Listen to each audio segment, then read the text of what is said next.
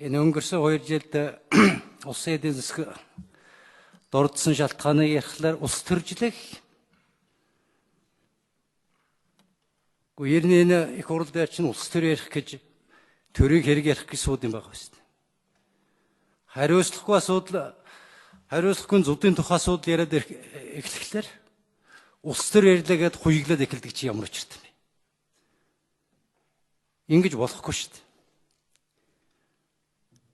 Энэ ардын намыг засагт орох хүртэлх хугацаанд арчилсан нам эвсэл 2 нийлээд засаг байгуулад 2 жил болоод эдийн засаг унагсан чинь үнэн биз дээ. Энийг ч хэлж штэ юунд нэгдүүсээд байгаа юм. Болохгүй байна гэдэг та нар өөрснөө огцруулаа биз дээ. Ачаагаа даахгүй байна гэдэг ардын намыг үцхаасан биз дээ та нар. Тэгээ одоо энэ ажилд орчиход эдийн засгийн байдал ийм байна, энэс гарыг гэсэн юм ярихлаар хамгийн гол нь хүнтэй бүлгэн эсэргүүцэд эхлэхлээр чи юу гэж үсэх юм чи? Эрүүл юм уу согтой юм? Ойлгохгүй байна. Тийм учраас энэ цаантал юм ярмаар байна шүү. Хариуцлагын асуудал ярихлаар ус төржүүлдэ гэж бултаж мөхөр нөхөнд гүйж ордог одоо болох хэрэгтэй. Альч нам ялгаагүй. Альч нам ялгаагүй. Хариуцлагын зүдний үргэлжил энэ улс орны байдалд энэ 2 жилд орсон шүү дээ. Би энэ өмнөх засгийн төрүүчийн засагт байсан 3 дахин бага мөнгөтэй засгийн газрын бүрэлдэхүүнд би байсан юм шүү дээ. Тэр үед чинь мөнгөөр халигц салгиж яасан шүү дээ. Миний хариуцсан агент болгон дээр бүтээн байгуулалт ажил хийгддэг байсан шүү дээ. Явснаас хойш 2 жилийн хугацаанд бүх юм зогссон шүү дээ. Сая очоод хөрөнгө оруулалтын юм ганц нэг юм төгрөг салгаж авч чадсан уу гэсэн чинь таныг явснаас хойш ганц компьютер шаваагүй гэж 2 агентлаг сууж илэн лээ. Ийм л байдалтай болсон шүү дээ. Ард түмэн мөнгөгүй болчихсон байгаа нь үнэн шүү дээ. Цагаан сараа яаж тэмдэглэе гэж арга чарга хайгаад цалин тэрхүүрийн зээл тавиад явж л байгаа шүү дээ. Тэгээ ийм хариуцлагын асуудал ярихлаар та бүхэн энэ бултдгаа нэгдүгээрт болчихоо.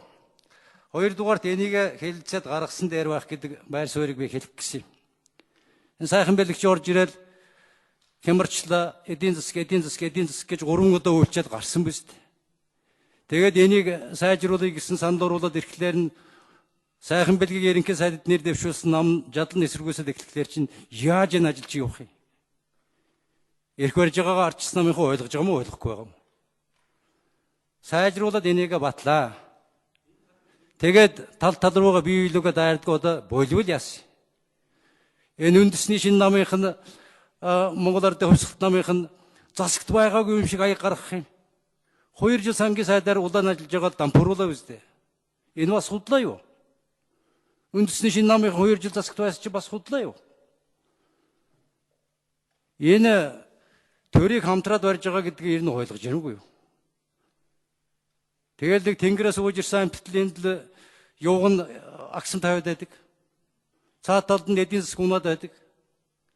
Энэ хариуцлагагүй явдал гарсан гэдгийг хүлээн зөвшөөрөөд цаашаа дефолт болохгүй төлөө явна гэж энэ хамтарсан засаг байгуулагдсан гэж би ойлгосон шүү дээ. Гэдээгээр асрыг эсэргүүцэжсэн ч гэсэн. Хамаг зарчим, хамаг ном, хамаг хууль дүрмээ хаяад энэ 73-ийн засаг байгуулагдсан шүү дээ. Тэгээд нэг жаахан асуудал ярих гэхлээр ингээд танаахан улс төржлөө, манайх улс төржлөө гэдээ хоорондоо ярддаг нухаа шиг хэрэлдээд эхлэхлээр үнэхээр таалагдахгүй байна. Муухай шүү дээ. Анхнаас яах гэж засгийн газар асуудал оруулаад ирэхлээр арчилсан намын бүлэг дэмжихгүй гэдэг мэдэгдэл гаргасан юм. Энээс л энэ хэрүүл чинь эхэлсэн шүү дээ. Арчилсан намынхын хэзээ хэрүүл хийх үү гэдгээ турган мэдрэмж бодос сур за.